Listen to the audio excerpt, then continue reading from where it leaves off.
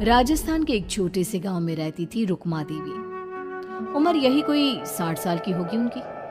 गांव के लोग कहते थे कि वो औरत नहीं बल्कि डायन थी, क्योंकि शादी होते ही रुक्मा के पति की मौत हो गई और फिर धीरे धीरे उसके परिवार के सब लोग एक एक करके खत्म हो गए और साथ ही गांव में पड़ा अकाल। जमीन सूख गई, खेती सूख गई, लोग भूखे मरने लगे। रुक्मा को गांव से बाहर निकाल दिया गया और तब से वो गांव के बाहर झोपड़ी बनाकर रहने लगी।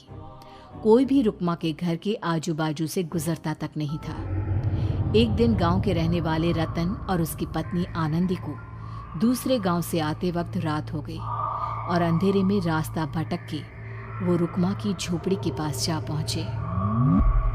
अरे आनंदी, ये क्या हो गया? हम तो रुक्मा डायन की झोपड़ी के पास आ पहुंचे।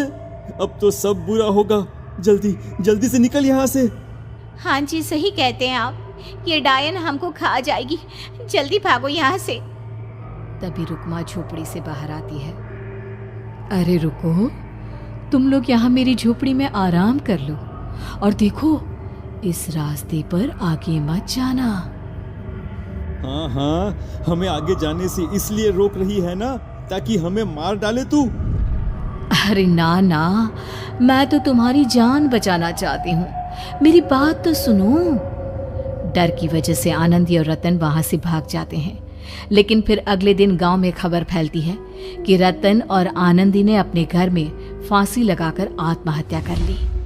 वजह क्या थी किसी की समझ में नहीं आया। अगले दिन गांव में जोर का तूफान आया और भयानक तरीके से किसी के रोने की आवाज गूंजने लगी। अरे भाई, लगता है उस डायन रुक्मा ने गांव पे काला जादू कर दिया है। हाँ भाई, मुझे भी ऐसा ही लग रहा है। लगता है कल आनंदी और रतन मर गए। लगता है ये उसी का किया धरा है। हमें सरपंच के पास चलना चाहिए। वो दोनों आदमी सरपंच के घर पहुंचते हैं। अरे, तुम इस वक्त यहाँ पर क्यों आए हो? जानते नहीं बाहर क्या हो रहा है? कितनी डरावनी आवाज गांव में गूंज रही है। बस मालिक, किसी तरह आ गए। पूरे गांव वालों की जिंदगी का सवाल है। अरे मालिक, ऐसे तो सब एक एक करके मर जाएंगे। तो क्या चाहते हो? क्या किया जाए? मालिक, हमें रुक्मा को मारना होगा। अरे जब तक वो डायन गांव में जिंदा रहेगी, तब तक गांव में ये सब होता ही रहेगा। शायद ठीक कह रहे हो तुम लोग, मगर ये काम करेगा कौन? मालिक, अगर आप कहे तो हम दोनों मिलके इस काम को अंजाम दे दे। बस आपको हमें यकीन दिलाना होगा कि हम पकड़े नहीं जाएंगे। ठीक है, लेकिन बाहर जो आतंक का साया है, उसमें तुम दोनों रुक्मा तक पहुंचोगे कैसे? हैं? क्या तुम्हें डर नहीं लगता? मालिक, आप उसकी चिंता ना करें। काल भैरव का भभूत है हमारे पास। रुक्मा तक पहुंचकर आसानी से मौत के घाट उतार देंगे उसको। हाँ, मैं भी चलूंगा तुम लोगों के साथ। उस डायन को मरते हुए देखने की बड़ी इच्छा है मुझे। सरपंच उन दोनों लोगों के साथ गांव के बाहर की तरफ चल देता है। गांव में घनघोर काली रात पसरी हुई थी और दिल दहलाने वाली चीख की आवाज माहौल को बेहद खौफनाक बना रही थी। हाथ में काल भैरव का भभूत लिए वो तीनों रुक्मा की झोपड़ी की तरफ जा रहे थे। वहां पहुंचने के बाद, ये लो खंजर और पार कर दो इस डायन के कलेजे के अंदर। मालिक, आप बस यहीं खड़े होकर नजारा देखो, आज ना बचेगी ये। हाँ मालिक, ये भभूत अब इसकी जरूरत नहीं है। मैं इसे यहाँ पेड़ की डाली पे रख देता हूँ। लौटते वक्त हमारी रक्षा करेगा।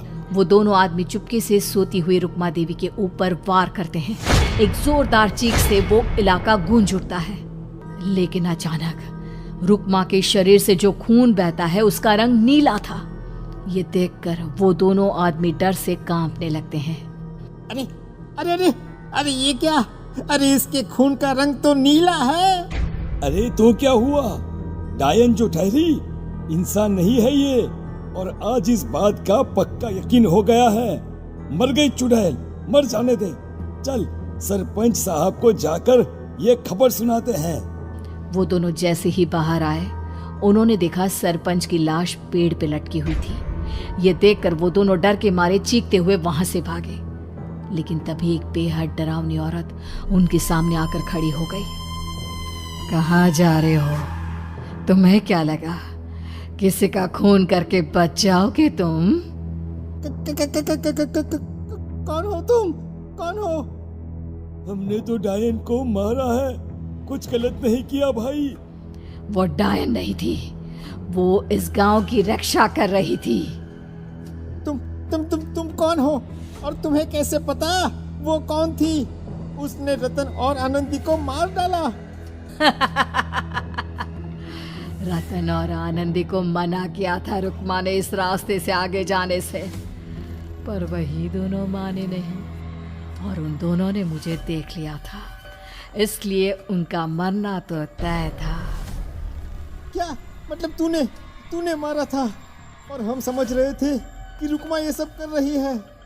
अरे वो तो मेरे कब्जे में थी, रोज अपने खून का चढ़ावा देकर इस गांव को बचा रही थी, तभी तो उसका खून नीला पड़ गया था।